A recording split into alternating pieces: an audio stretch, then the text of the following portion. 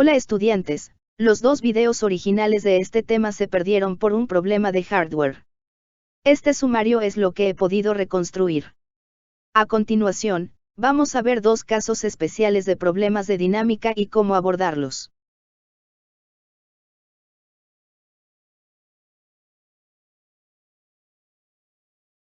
El primer caso especial es tratar desde dinámica las fuerzas que hacen que un móvil se mueva en una trayectoria circular. En cinemática, vimos que detrás de este movimiento está la aceleración centrípeta, que siempre apunta hacia el centro manteniendo la forma de circunferencia. La denotamos a sub c. Para efectuar el diagrama de cuerpo libre, vamos a disponer de dos ejes. Uno de ellos va a estar a lo largo del radio, vamos a llamarlo temporalmente R de radial, aunque en los problemas seguiremos utilizando X y Y. Y un eje tangente a la trayectoria, de momento llamado T. Todo problema de dinámica pasa por aplicar la segunda ley de Newton o ley de fuerza que dice lo siguiente. Y adaptada a este problema, se convierte en esto. Una ecuación para el eje radial y una ecuación para el eje tangencial. Del lado derecho, masa por aceleración centrípeta para el eje radial y masa por aceleración tangencial para el eje tangencial. Si el movimiento es circular uniforme no habrá tangencial, así que la segunda ecuación deberá igualarse a cero, si es circular variado no. Indistintamente, siempre habrá aceleración centrípeta. Si no, no habría circunferencia. La magnitud de la aceleración centrípeta es igual a la rapidez tangencial al cuadrado entre el radio y también igual a la rapidez angular al cuadrado por el radio. Se emplea la expresión que se ajuste a los datos del problema. Veamos una situación muy sencilla. Una piedra de 5 kilogramos, una megapiedra querrán decir. Ejem. Una piedra de 5 kilogramos atada a una cuerda de longitud L gira con una rapidez de 3 metros por segundo. ¿Cuál debe ser la longitud máxima para que la cuerda se mantenga tensa cuando pasa por el punto más alto de la trayectoria? Y si la cuerda solo soporta una tensión máxima de 100 Newton, ¿cuál es la máxima rapidez que se le puede dar para que no se rompa al pasar por el punto B? A mano izquierda, tenemos la situación cuando la piedra está en el punto A. Hemos detenido el tiempo por supuesto. Este es el diagrama de cuerpo libre de la piedra en ese punto. El peso como siempre hacia abajo y la tensión también hacia abajo porque es paralela a la cuerda alejándose de la piedra. Quizás se pregunten por qué la piedra no se cae.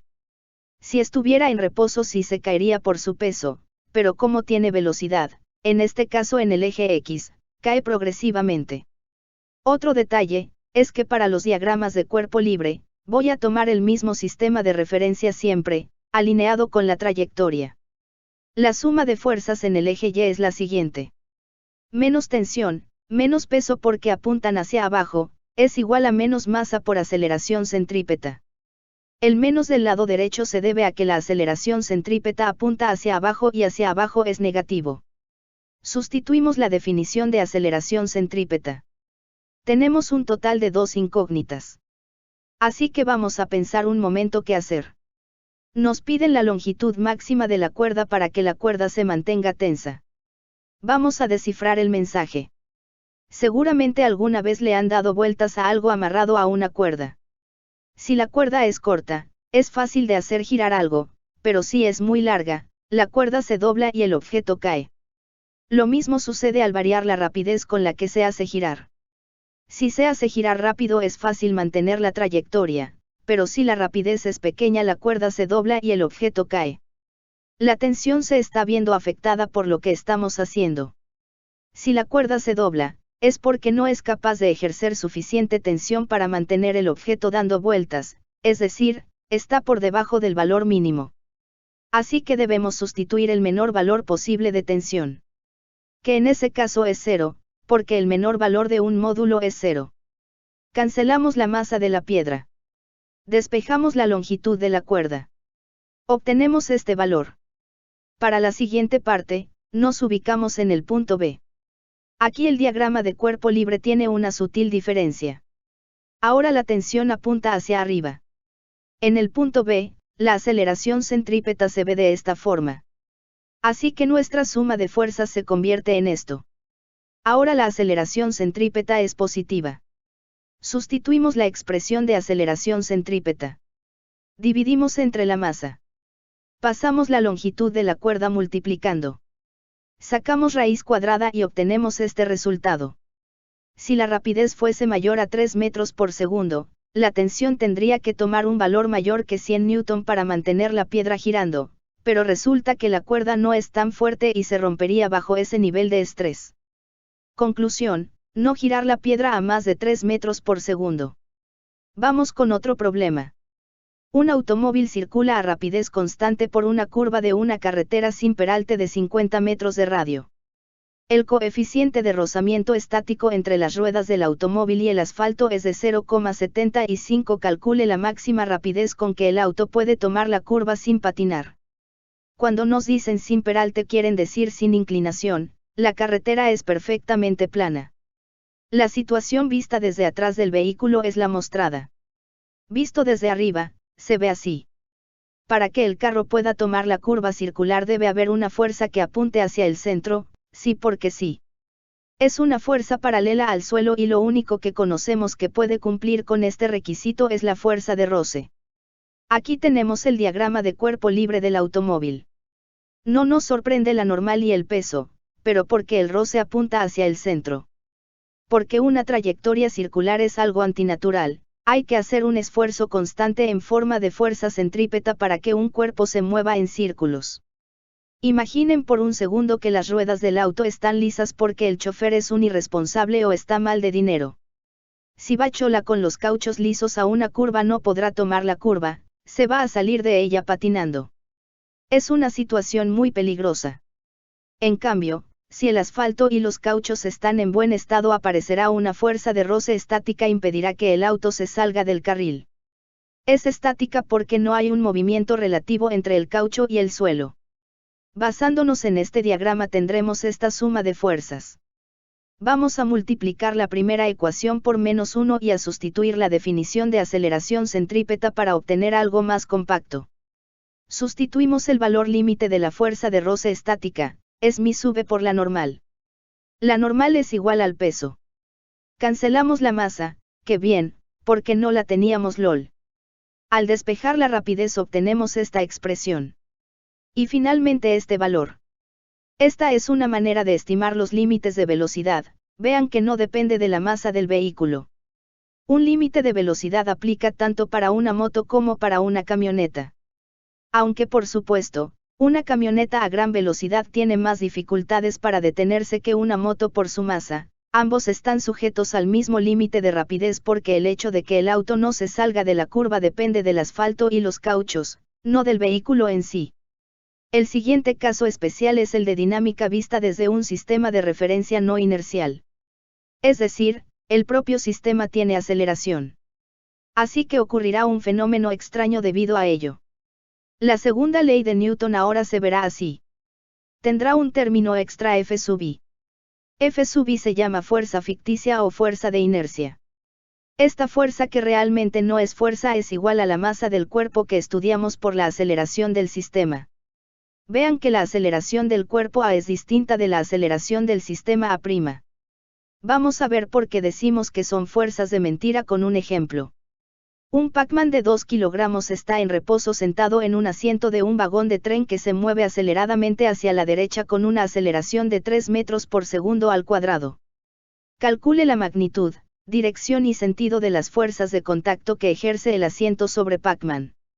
Traducción: fuerzas de contacto son las fuerzas normales. Vamos a tener dos porque está el asiento y el espaldar. Si el vagón se mueve aceleradamente hacia la derecha, su aceleración apunta también hacia la derecha. Si frenara, apuntaría hacia la izquierda. En este caso, Pac-Man se hunde en el asiento porque experimenta una fuerza ficticia hacia la izquierda. Todos hemos experimentado esa sensación. Si estamos en un vehículo que acelera nos hundimos en el asiento, si frena nos vamos hacia adelante. Se dice que la fuerza es ficticia porque nadie nos está empujando. Recuerden que para que sea una fuerza deben haber dos cuerpos interactuando y en esta situación solo hay uno. Pac-Man se hunde en el asiento como efecto secundario de que está metido en un sistema de referencia que se mueve aceleradamente. El diagrama de cuerpo libre de Pac-Man es el siguiente. Tenemos la normal del asiento, la normal del espaldar, el peso y la fuerza ficticia. La fuerza ficticia va en sentido contrario a la aceleración del sistema A'. Hacemos la descomposición. Vean que igualamos a cero. Pac-Man está en reposo dentro del vagón, así que está en equilibrio. La normal del espaldar será igual a la fuerza ficticia. Multiplicamos la masa por la aceleración del vagón y obtenemos esto. La normal del espaldar vale 6 Newton y apunta horizontalmente hacia la derecha. La normal del asiento no da sorpresas. Es simplemente igual al peso. Apunta verticalmente hacia arriba. Vamos a subir la apuesta. ¿Qué tal si llevamos un plano inclinado al tren? En un vagón que se desplaza hacia la derecha, hay una caja de 6 kilogramos, la cual reposa sobre un plano inclinado sin roce de 60 grados de inclinación. Dibuje un diagrama de cuerpo libre de la caja para un observador fuera del vagón y para uno dentro del vagón. Y determine la aceleración del vagón y la magnitud de la fuerza ficticia. Pensemos un momento, si el vagón no tuviera aceleración no hay nada que sujete a la caja allí. Esta se caería deslizándose hacia la izquierda porque no hay ni roce. Si se mantiene allí, es porque hay una fuerza que puede comerse al peso. Si imaginamos una mano invisible sosteniendo la caja, la fuerza ejercida se vería así. Entonces, el tren debe estar frenando. Para dibujar bien los ángulos aquí tengo las fuerzas aplicadas a la caja. Como la aceleración del tren es horizontal, la fuerza ficticia es horizontal. Entre el peso y la fuerza ficticia hay 90 grados. El diagrama visto desde un observador inercial fuera del tren es así. No hay fuerza ficticia. La fuerza ficticia vive dentro del sistema de referencia no inercial. El diagrama desde dentro sí tiene la fuerza. Es una diferencia sutil. Ambos sistemas al resolverse dan la misma respuesta, pero en los problemas de dinámica relativa se solicita que utilicen el sistema no inercial como referencia. Aquí tenemos la descomposición. Puede ser tentador colocar el peso en el eje -y y la ficticia en el eje X, pero no se los recomiendo. En ese caso, la normal quedaría dividida entre dos ejes y no saben cuánto vale ni les interesa. Es mejor dejar a las incógnitas viviendo solas en su mundo paralelo. De la primera ecuación, vamos a despejar f sub i. Pasamos la componente del peso al otro lado. Pasamos dividiendo al coseno de z. Seno de z entre coseno de z es simplemente tangente de z, así que nos quedó bonita la fórmula. Entonces la fuerza ficticia es aproximadamente 103,92 Newton. De aquí, sacamos la aceleración del tren. Es igual a esto. Dividimos entre la masa. Obtenemos una aceleración bastante grande. De acuerdo a nuestro análisis en la lámina anterior, apunta hacia la izquierda y como ven, vale 17,32 metros por segundo al cuadrado.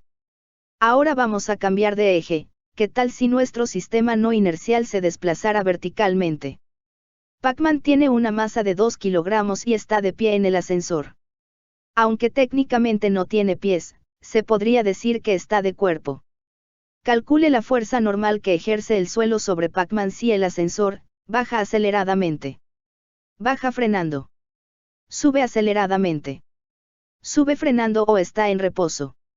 La magnitud de la aceleración del ascensor es de 2 metros por segundo, en caso de que se necesite. La dirección y sentido la tenemos que determinar nosotros. Parece un problema largo, pero no lo es. Hay casos repetidos. Vean la siguiente tabla. Recopila los signos de la velocidad y la aceleración para cada pregunta. Si el ascensor baja, la velocidad de este es negativa, si sube es positiva, según nuestro criterio. En reposo simplemente vale 0. Con la aceleración, depende de si acelere o frene. Un cuerpo acelera cuando su aceleración y su velocidad son paralelas, tienen el mismo signo. Por eso en 1 y 3, la aceleración y la velocidad tienen el mismo signo y en 2 y 4 tienen signos contrarios. A la fuerza ficticia le interesa solamente el signo de la aceleración, así que nos enfocamos en el lado derecho de la tabla. En los casos 1 y 4 la aceleración es negativa, así que la fuerza ficticia apuntará hacia arriba. Aquí está el diagrama. Y aquí la suma de fuerzas, igualada a 0 porque Pac-Man está en reposo dentro del ascensor. Despejamos la normal. Obtenemos 24 Newton. Cuando la aceleración apunta hacia arriba, la fuerza ficticia apuntará hacia abajo. Resultando en este diagrama. De nuevo, la suma de fuerzas. Despejamos la normal. Y al sustituir obtenemos un valor más pequeño que en el caso anterior. Por último, cuando el ascensor está en reposo es muy fácil ver que solo hay dos fuerzas en equilibrio. Y que la normal se iguala al peso. Resultando en 20 Newton. Este efecto es la explicación de por qué en un ascensor que sube y frena nos sentimos un poco más pesados, a veces se siente más en el estómago y cuando hace lo contrario sentimos como si flotáramos levemente. Nuestro peso no cambia bajo ninguna circunstancia, pero el estar dentro de un sistema no inercial hace que aparezca una fuerza ficticia a lo largo de la vertical que hace este efecto. ¿Qué pasaría si la cuerda del ascensor se cortara? Quizá han visto esa escena en películas. Las personas parecen estar flotando y luego caen al suelo fuertemente. Si en la normal N-2-3 en vez de A' colocaran G, la normal se anularía. En un ascensor cayendo la gravedad se apaga y es como estar en el espacio. Realmente aterrador para quien está dentro. ¿Estás bien, Pac-Man? Parece que sí está bien, pero es mejor que se haga un chequeo médico. Hoy aprendimos que para resolver problemas de dinámica circunferencial, al aplicar la segunda ley de Newton, se debe utilizar como aceleración la centrípeta en el eje que va a lo largo del radio. Asigne el signo de la aceleración centrípeta acorde a la posición del centro. En general, se toman los ejes alineados a la circunferencia. En el punto más bajo apunta hacia arriba y en el más alto apunta hacia abajo. Y la tangencial en el eje tangente al radio. Por otro lado, para resolver problemas de dinámica relativa, se debe introducir una fuerza adicional que realmente no es una fuerza, aunque se comporta como una. Seguramente han oído de la fuerza centrífuga, ¿verdad? Si están dentro de un sistema inercial que se mueve en círculos, desde adentro ven una fuerza centrífuga, que es ficticia. Y desde afuera se ve una fuerza centrípeta, que es de verdad. Todo depende del sistema de referencia donde se mire. Hasta la próxima.